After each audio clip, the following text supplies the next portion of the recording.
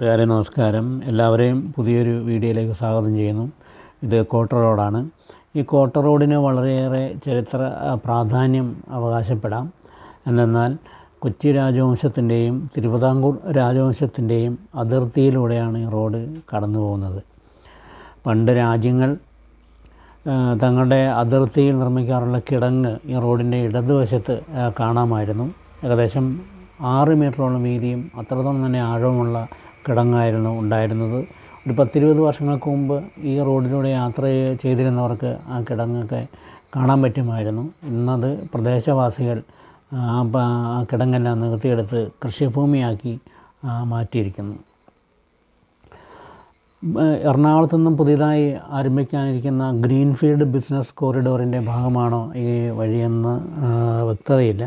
എന്തായാലും ഇപ്പോൾ നിർമ്മിച്ചിരിക്കുന്ന മൂവാറ്റുപുഴ ത്രിവേണി സംഗമത്തിൽ നിന്നും ആരംഭിച്ച് ആവോലി, ആയവന, കല്ലൂർക്കാട്, കുമാരമംഗലം, കോടിക്കുളം, വണ്ണപ്പുറം, കഞ്ഞിക്കുഴി, കൊന്നത്തടി, വാത്തിക്കുടി, മന്നാങ്കണ്ടം, തങ്കമണി, ഉടുമ്പൻചോല, കൽക്കൂന്തൽ, പാമ്പാടുംപാറ, കരുണാപുരം, പാറത്തോട് എന്നീ പ്രദേശങ്ങളിലൂടെ സഞ്ചരിച്ചത് തമിഴ്നാട് അതിർത്തിയായ ചതുരംഗപ്പാറയിൽ എത്തിച്ചേരും.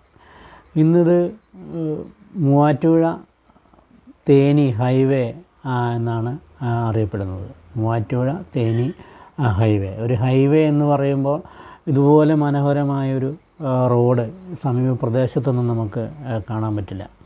ഒരു ചരട് കെട്ടിയാൽ എത്രത്തോളം നേരെയാണോ അതുപോലെ സ്ട്രെയിറ്റ് വേയിലൂടെ നിർമ്മിച്ചിരിക്കുന്ന ഈ വഴിയിലുടനീളം ചില ബ്ലൈൻഡ് സ്പോട്ടുകൾ നമുക്ക് കാണാൻ പറ്റും. ഇടയ്ക്കിടെ ചില മുട്ടക്കുന്നുകൾ കയറി ഇറങ്ങുന്നതും ബ്ലൈൻഡ് സ്പോട്ടുകൾ യാത്രക്കിടയിലെ ആകാംക്ഷയെ ഉത്തേജിപ്പിക്കുന്നതിനപ്പുറം വേറെ പ്രശ്നങ്ങളൊന്നും യാത്രക്കിടെ നമുക്ക് ഫീൽ ചെയ്യില്ല.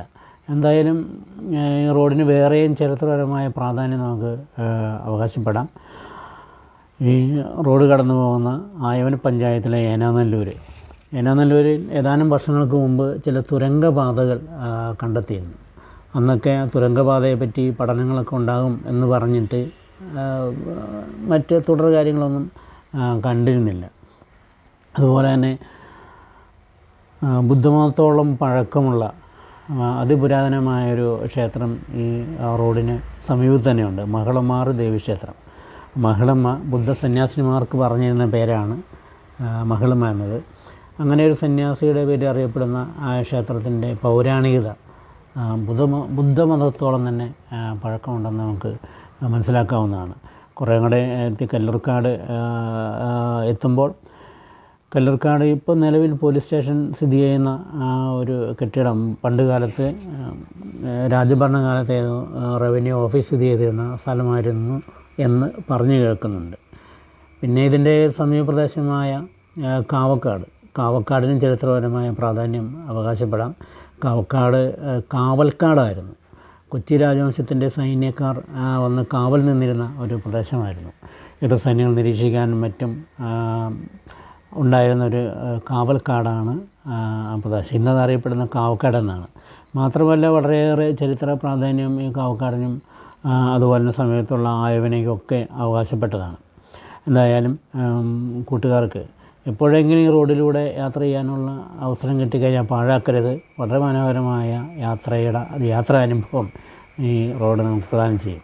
മാത്രമല്ല ഇതിൻ്റെ ചരിത്രപരമായ പ്രാധാന്യം രേഖപ്പെടുത്തി വെക്കുന്നുവെങ്കിൽ അതും സഞ്ചാരികൾക്ക് വളരെ ഗുണകരമാണ്. എന്തൊക്കെയായാലും അടുത്തൊരു വീഡിയോയുമായി വരുന്നവരേക്കും എല്ലാവർക്കും നമസ്കാരം. വീണ്ടും കാണാം.